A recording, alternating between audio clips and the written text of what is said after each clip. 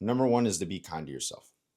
Be kind to yourself. That's it. It's the hardest, it's the most important, and it's the only thing that's going to get you to follow the kind of formula I'm about to say.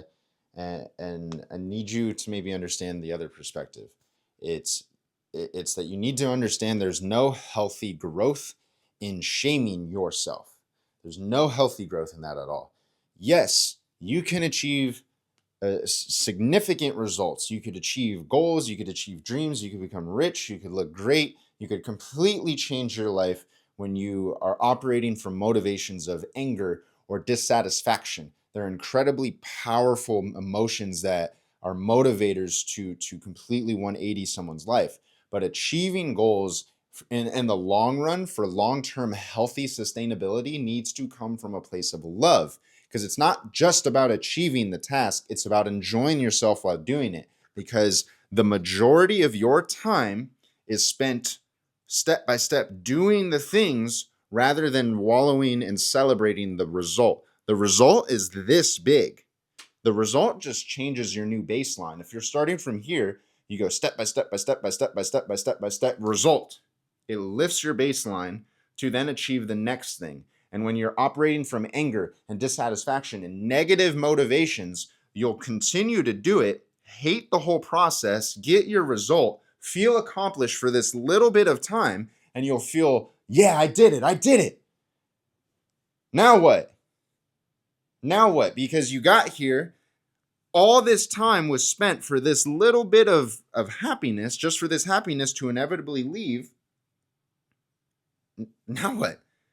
So when you come from a place of love, you enjoy the majority of your time because you enjoy the steps, you enjoy the process, and you get to this little thing that we call results. You actually get to experience a sense of fulfillment because your cup was filled all the way through to get to the result. You didn't rush through it. You didn't hate every step of the way. You learned to love yourself, and most importantly, you learned a sense of mastery. And mastery gives you so much reassurance to then get here and go, all right, what's next? And when you enjoy it the whole time, this what's next comes even faster, and the next goal's faster, and it's easier, and you're operating on another level, on a literal another level, versus the same skill set to achieve a new goal from negative emotions. Does that make sense? I think it makes sense. I feel like I was clearly visual about that. Anyway, being kind to yourself also looks like following every step I'm about to say, beginning with bite-sized goals. To fall in love with the process of a goal, break up your goals into manageable tasks. You've heard this before, but just think about like a pizza. You don't eat the whole thing in one thing. This isn't Scooby-Doo. No, you cut it into slices, and even then you pull the slice and you still take small bites. This next tip I'm about to say is definitely the most important one, in my opinion.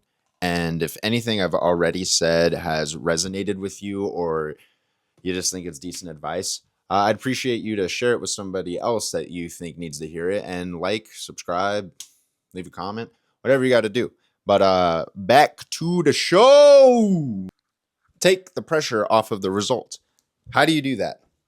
You do that by practicing patience, by developing a skill of patience. How do you develop patience? Glad you asked. So every single day you have unlimited opportunities to practice patience. Think of every single inconvenience of your life. When your pet pees on the carpet, when you're taking a shower and you're out of shampoo, when you go to brush your teeth and you're out of toothbrush or toothpaste, everything, right? Bad days at work, horrible clients, bad customers, bad food, sickness, every single opportunity to be patient will present itself as many times as you let it.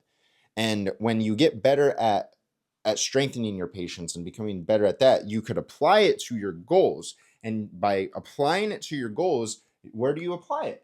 You apply patience to the majority of your life. Majority of your life is what? Is the process and the step-by-step task to achieve the result. Because remember, I already explained that. Your result is this little moment here. It's that little celebration. It's that little fleeting feeling. But your life every day is this. It's the majority. It's where you spend all your time. So it makes sense to apply the patience here. And you understand that things take time. Not everything is overnight. Take the pressure off here. you become blind to the possible failure and the possible success that leads to here, right? Practicing patience here allows you to be in the moment with each step, with each day. And when you're in the moment, you're allowed to actually get better. It's like when you were learning how to spell your own name. Every letter made a sound, and every letter blended together made words, and words blended together make sentences. And words are very powerful. And there's a reason that that's how we learned, because you could apply the sounds, the letters, the words to sentences, to stories, to everything in your life. Every single thing. Everything could be broken up into, what did I say? Bite-sized goals. I already said that. I'm not going to repeat myself, but you need patience to see it for what it is. You need patience to understand that every task is as simple as learning how to write your name, learning how to spell it, learning how to read and write. It's all the same fundamental skill. It's this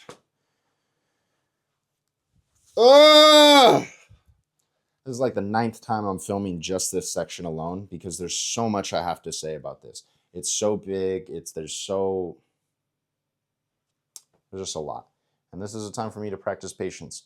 But at a certain point, to take pressure off the result, actually, you just got to trust it. You just got to be okay with it. You got to remove your identity from the result, and you got to be okay with understanding that these are the steps necessary to get better. This right now is living proof of it.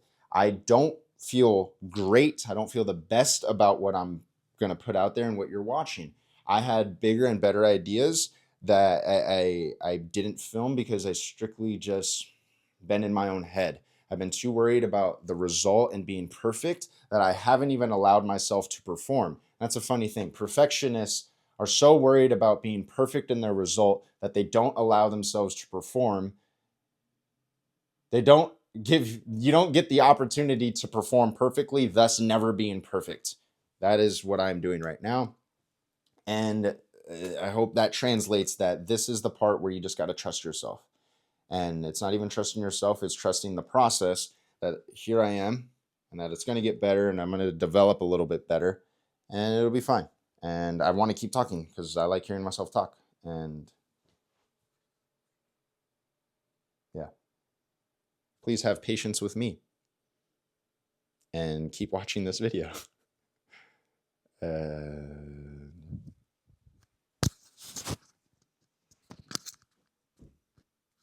Back to the show. Don't celebrate your wins. When you have a celebration after a challenging goal or a big achievement, it's not only normalized, it's actually expected in our society. But when you celebrate with a big party or celebrate with a night out, a drinking, whatever it is, you put yourself on a slippery slope of falling in love with the feeling of the celebration rather than the feeling of accomplishment.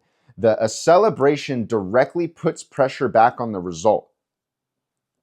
Directly puts pressure back on the result.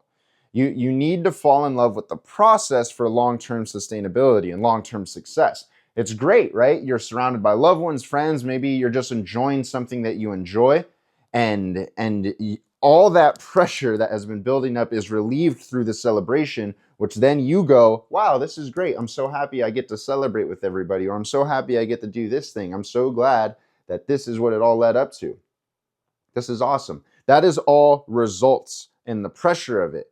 You don't want that, because if you failed that task, would you still be having a celebration? Probably not. Most cases, no. It's the same reason why everyone gets mad about participation trophies, which is a different conversation later.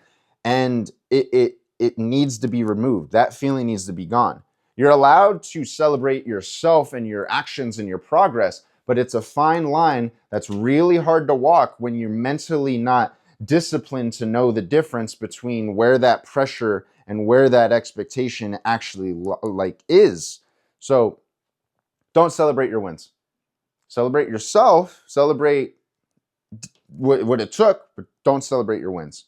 It's the simplest way to do it. It just puts the pressure on the result, which isn't going to get you anywhere. You need the pressure on the progress, not the result. Emotions ebb and flow. So, both the good and the bad will always come to pass. And right now, when nothing feels good, and when nothing feels good, and we have a chance to experience good, it doesn't just make it awesome, it's revitalizing, it's intoxicating, and it's difficult to let go of it. And that is the issue, because it makes the inevitable passing of the good to bad, back to baseline, really bad. And it makes going back to baseline feel even worse. But the goal is to never experience bad again, or to limit how good you could feel. It's to regulate the expectations of yourself. Now, when you follow each step, I've already said, you create a stronger identity built off of proof that you can accomplish anything that you put your mind to.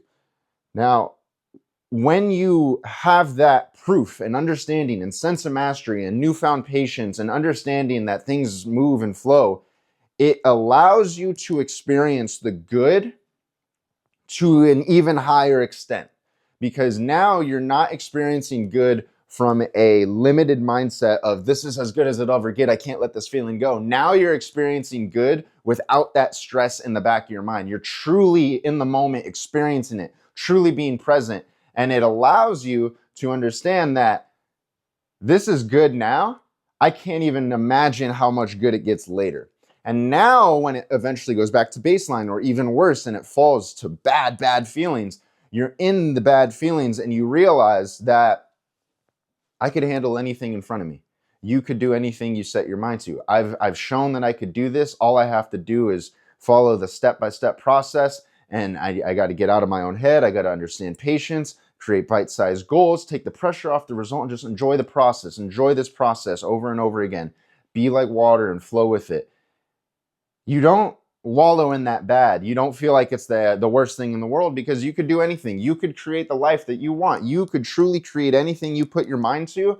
And there's nothing corny about that. There's nothing corny about trying or failing and doing it, because you could do it, because it's your life, and who cares what anybody else thinks. And that is how you achieve your goals while you're depressed. And little by little, it'll make you feel better, and you'll feel better, and you'll feel better, and you'll help somebody else achieve goals while they're depressed, and so on, so on. The cycle continues, because you got to be the change in the world. You got to be that difference in the world.